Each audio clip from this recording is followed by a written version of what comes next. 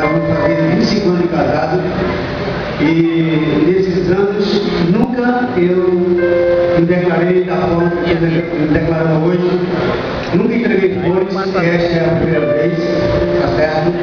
E quero dizer para ela que estou muito feliz por ter ela ao meu lado nesses 24 anos e 2 meses e de ter uma família abençoada, filhos, somente ele, graças a Deus.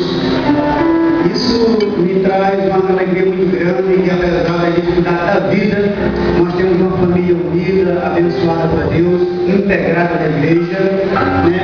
E ela faz parte disso na minha vida.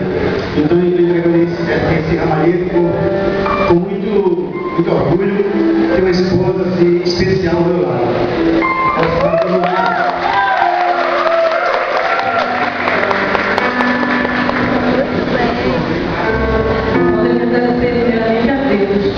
Porque tudo isso acontece por causa do Senhor na nossa vida. E agradecer também a Deus pela família que Ele deu, por Ele também, e dizer também, eu te amo muito.